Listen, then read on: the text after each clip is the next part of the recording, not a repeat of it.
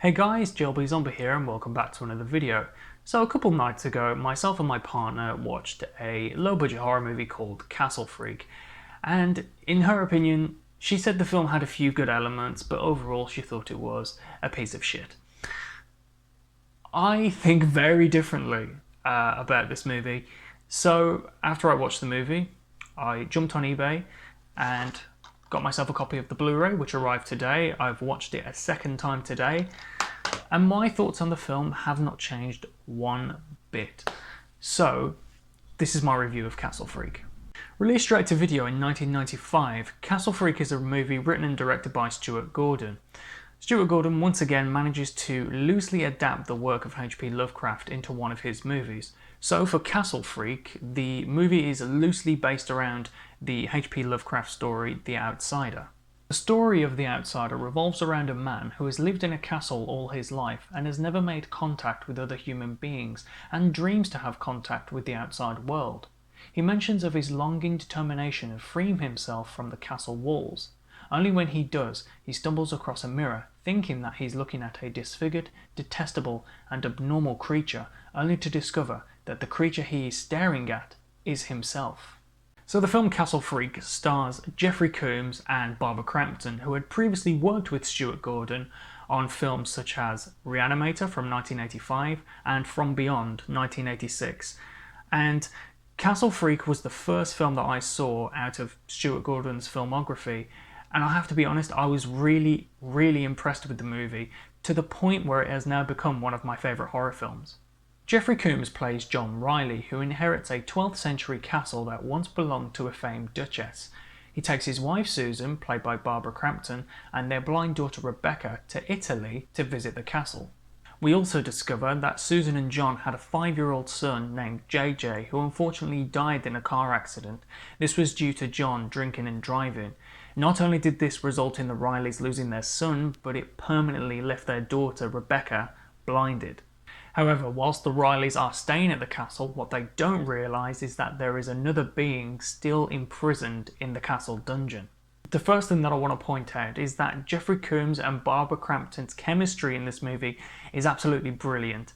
I'm not sure what the chemistry is like in the other films because I haven't seen them, but as for Castle Freak, it's absolutely brilliant. You can clearly tell that everything that has happened has taken a complete U-turn on the character's marriage. Whilst John is a character that is just longing for forgiveness, the Castle Freak is longing for freedom. The freak in this movie is played by an actor named Johnathan Fuller, who had previously worked with Stuart Gordon on his take of The Pit and the Pendulum from 1991. That movie stars Lance Henriksen and Jeffery Combs. No surprise there, really.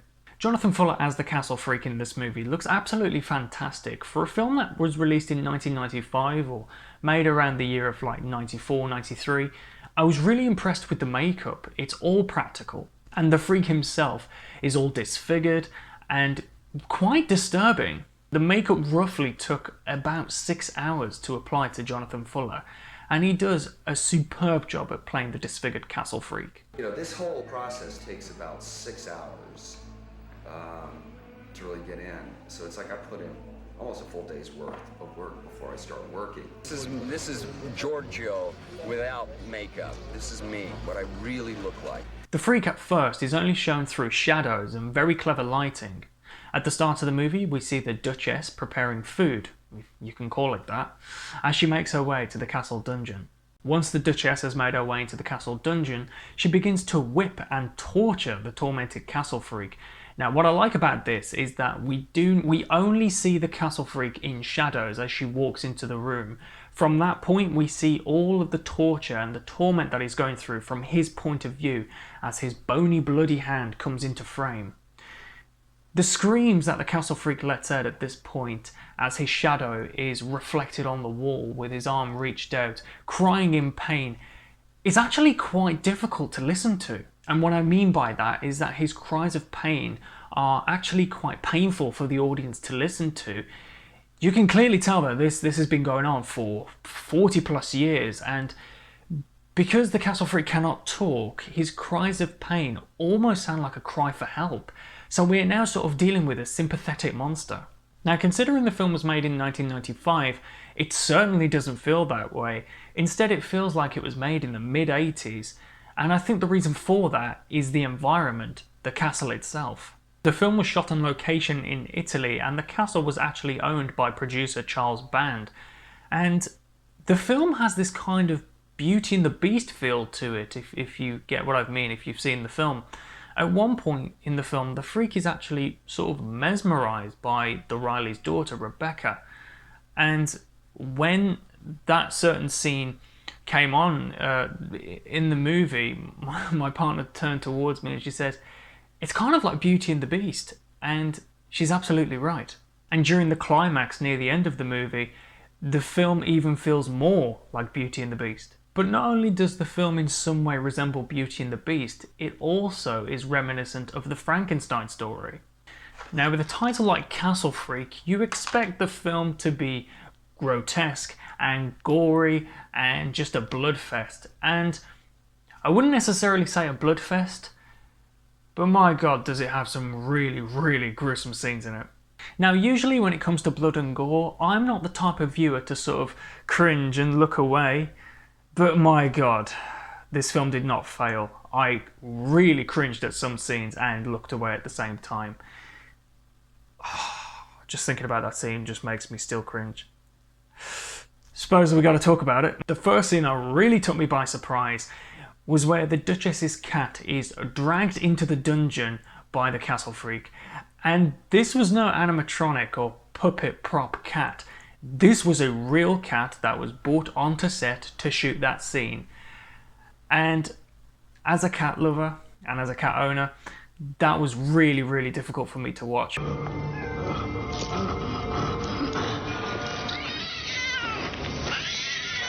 But the scene that followed was far worse. A scene later, we cut back into the dungeon and the cat is literally thrown, not thrown, slammed to the ground by the castle freak. And thankfully that was a prosthetic cat, that was a prop cat. You can sort of tell, it doesn't look great to be honest. But what followed from there was just, it was good, but it just made me cringe. So from that point, the freak attempts to escape the shackles, and basically he does so by biting his thumb, dislocating it, and then forcing the shackle up his wrist, and that eventually removes the thumb from the bone. It makes me cringe just talking about it.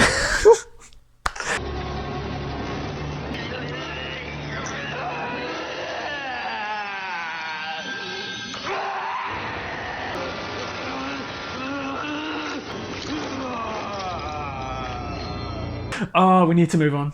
Another scene that made me really cringe, and in all honesty, afterwards, it made me feel a little bit sick, was a scene where the freak captures a local prostitute who John had previously had sex with. And the freak had seen John have sex with this prostitute. And so he wants to try and perform the same sexual acts that John was performing, and he does so by forcing the prostitute up against the wall and biting off her nipple. At that point, my partner cringed so fucking hard, and I'd never seen her cringe at a movie before, really. And at that point, she was like, I think she was practically done with the film at that point. And then the scene that made me feel a little bit sick was a couple scenes later, where the freak is shown performing oral sex on the half-dead prostitute. I think what made it worse is that she was still alive and she was just practically lifeless, and it just, not only the fact that this guy is fucking disfigured, you know, he's a freak. But whilst that scene was shown, it genuinely made me feel quite sick. And I'd say after those scenes, the film doesn't get quite as grotesque. I mean, there is a scene where a police officer gets his eye bitten out by the castle freak, but I could deal with that.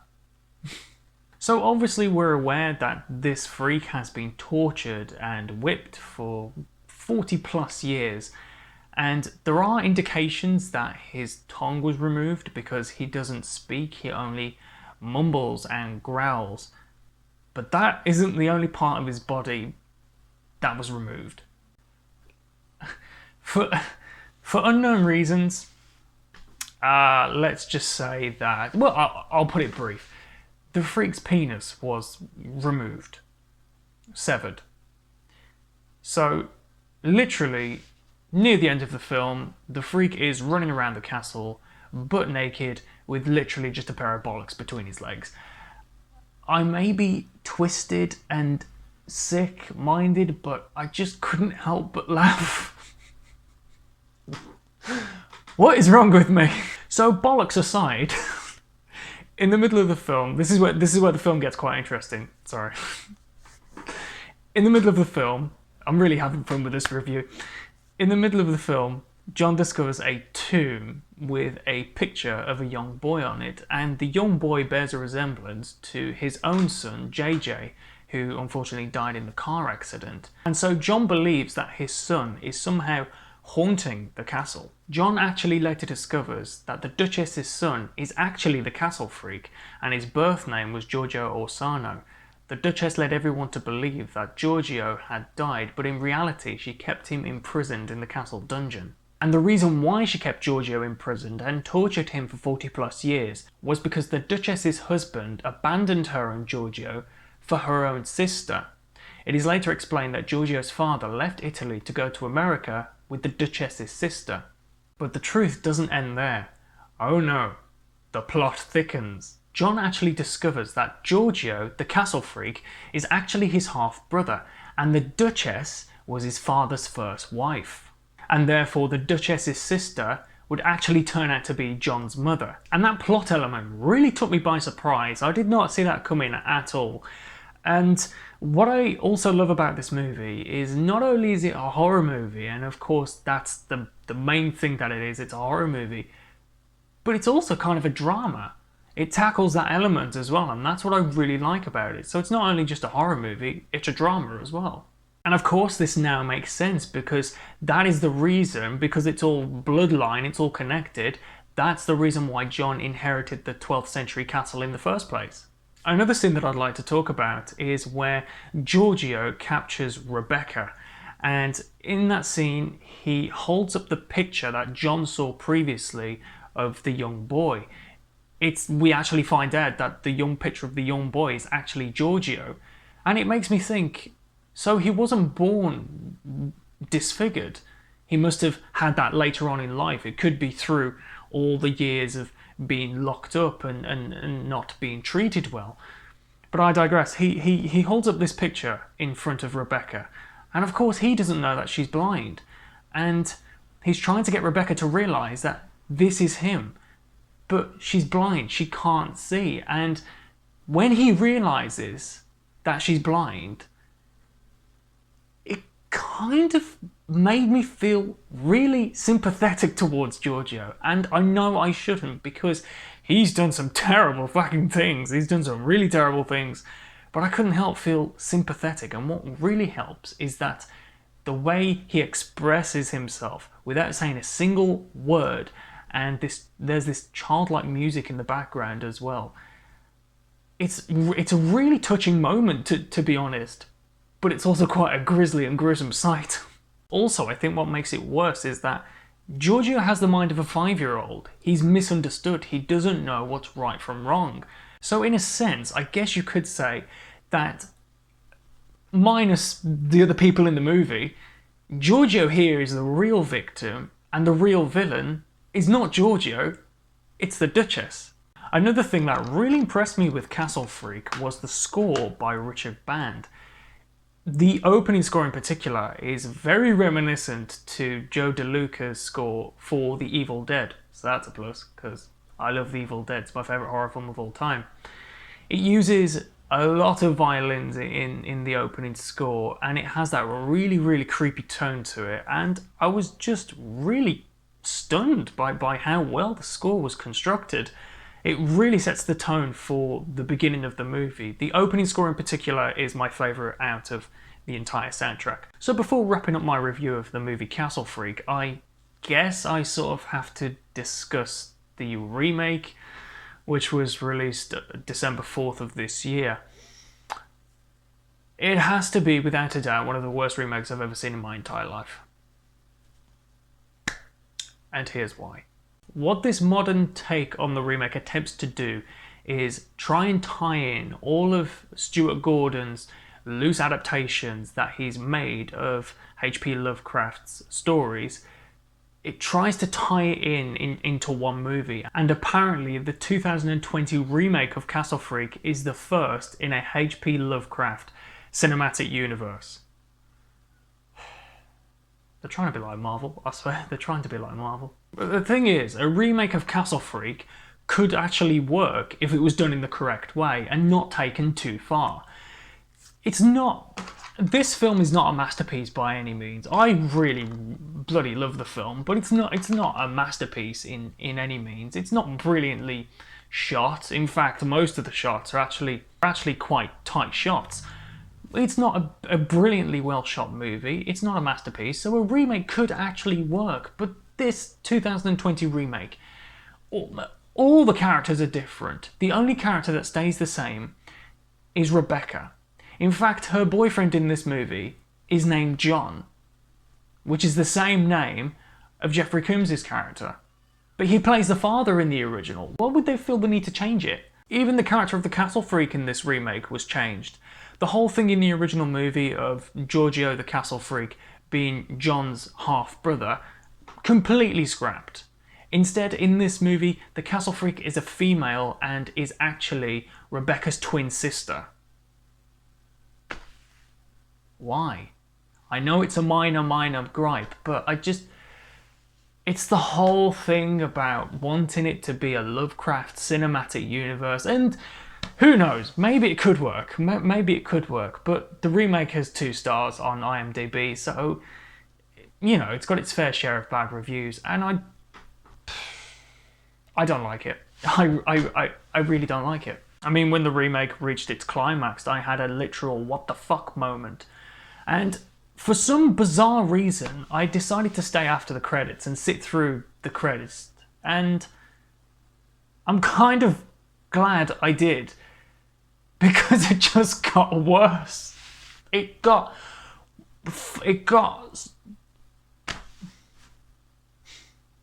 There's a scene after the credits. Just all I can say is watch the film for yourself. It's bad. I guess the only positive thing I can say about the remake is that I like the opening title font.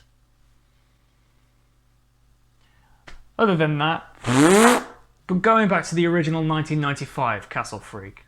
Overall, the original Castle Freak I thought was great. It truly is a cult classic and deserves more recognition. For a film that was released in the 90s, it certainly doesn't feel like it. This movie instead is giving off vibes to those late 80s Italian horror movies. Mainly, of course, it's a horror movie, but the film also plays like a drama, like I previously mentioned. If you're a gorehound and a fan of practical horror effects, I highly recommend Castle Freak. So guys, that wraps up my review on Stuart Gordon's Castle Freak, released in 1995. I really hope you enjoyed this review. I certainly loved talking about this movie.